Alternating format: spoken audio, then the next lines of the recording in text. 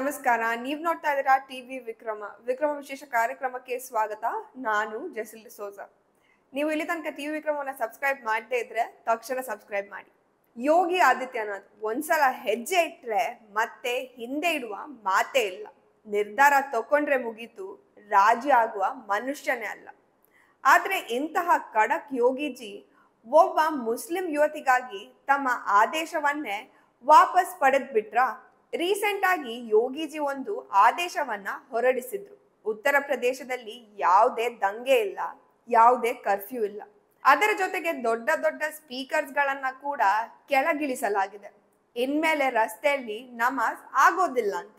ರಸ್ತೆ ಬದಿಯಲ್ಲಿ ನಮಾಜ್ ಮಾಡಿದ್ರೆ ಪಾಸ್ಪೋರ್ಟ್ ಹಾಗೂ ಡ್ರೈವಿಂಗ್ ಲೈಸೆನ್ಸ್ ಅನ್ನು ಕೂಡ ರದ್ದು ಮಾಡ್ತೀವಿ ಅನ್ನುವ ಖಡಕ್ ವಾರ್ನಿಂಗ್ ಅನ್ನ ಯೋಗಿಜಿ ಕೊಟ್ಟಿದ್ರು. ಈಗ ಯಾವ ಉತ್ತರ ಪ್ರದೇಶದಲ್ಲಿ ಯೋಗಿ ಆದಿತ್ಯನಾಥ್ ಅವರು ಲೌಡ್ ಸ್ಪೀಕರ್ಸ್ ಗಳನ್ನ ಕೆಳಗಿಳಿಸಿದ್ರು, ಮತ್ತೆ ಅದೇ ಜಾಗದಲ್ಲಿ ಮಸೀದಿಗೆ ಸ್ಪೀಕರ್ಸ್ ಗಳನ್ನ ಅಳವಡಿಸೋಕೆ ಬೇಡಿಕೆ ಇಡಲಾಗಿದೆ. ಆ ಬೇಡಿಕೆ ಕೇಳಿ ಬಂದಿದ್ದು ಸಂಬಲ್ ನಗರದಲ್ಲಿ.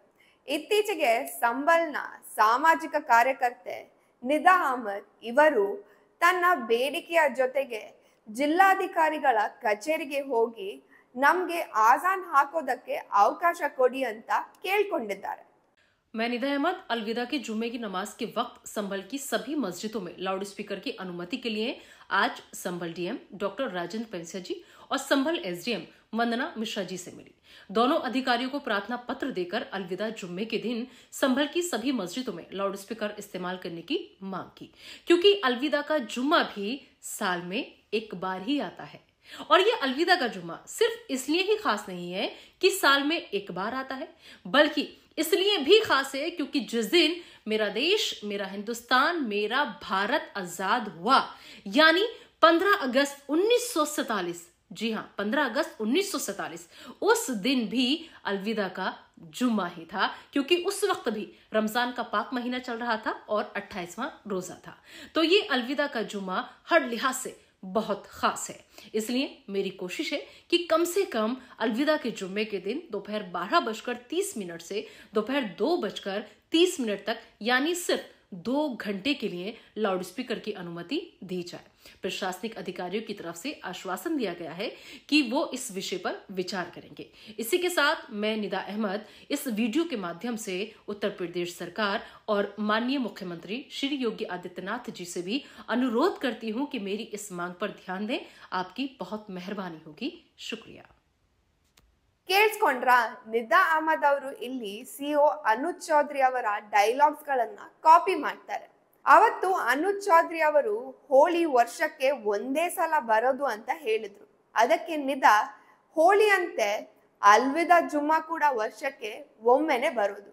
ಅದಲ್ಲದೆ ನಮ್ಮ ದೇಶ ಸ್ವಾತಂತ್ರ್ಯ ಸಿಕ್ಕಾಗ ಅವತ್ತು ಅಲ್ವಿದಾ ಜುಮ್ಮಾ ಆಗಿತ್ತು.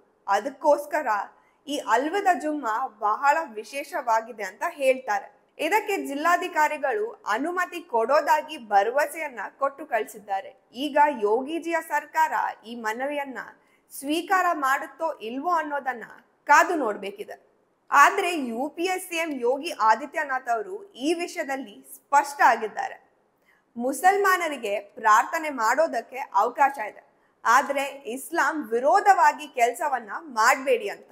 ಯಾಕಂದ್ರೆ ಇಸ್ಲಾಂ ಹೇಳುತ್ತೆ ಯಾವುದೇ ಹಿಂದೂ ಮಂದಿರ ಹಾಗೂ ಯಾವುದೇ ಹಿಂದೂ ಮನೆಗಳನ್ನ ಹೊಡೆದು ನಿರ್ಮಿಸಲಾದ ಪ್ರಾರ್ಥನೆಯ ಜಾಗ ಅಲ್ಲನಿಗೆ ಸ್ವೀಕಾರ ಇಲ್ಲ ಅಂತ.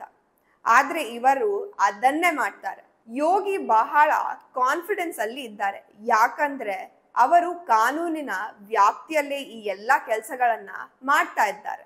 ಯೋಗಿಜಿ ಏನೇ ಮಾಡಿದ್ರು ಅದಕ್ಕೆ ಒಂದು ಕಾರಣ ಇದ್ದೇ ಇರುತ್ತೆ. ಹೋಳಿ ಟೈಮ್ ಅಲ್ಲಿ ಮಸೀದಿ ಮೇಲೆ ಟರ್ಪಲ್ ಅನ್ನ ಹಾಕಲಾಗಿತ್ತು. ಅದನ್ನ ಮಾಡಿದಕ್ಕೆ ಹೋಳಿ ಹಬ್ಬದಲ್ಲಿ ಯಾವುದೇ ಹಾನಿ ಆಗ್ಲಿಲ್ಲ. ಆದ್ರೆ ಅದನ್ನು ಕೂಡ ಪ್ರಶ್ನೆ ಮಾಡುವವರು ಇದ್ದಾರೆ.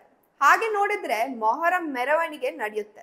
ಆಗ ಅದರ ಬಾವುಟದ ನೆರಳು ದೇವಸ್ಥಾನ ಅಥವಾ ಹಿಂದೂ ಮನೆ ಮೇಲೆ ಬೀಳೋದಿಲ್ವಾ?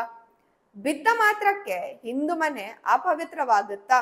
ಯಾರಿಗೆ ಬಣ್ಣ ಇಷ್ಟ ಇಲ್ವೋ ಅವರ ಮೇಲೆ ಅಥವಾ ಅಂತಹ ಕಟ್ಟಡದ ಮೇಲೆ ಹಾಕಬಾರ್ದು ಅನ್ನುವ ಕಾರಣಕ್ಕೆ ಆ ನಿರ್ಧಾರ ಮಾಡಿದ್ರು.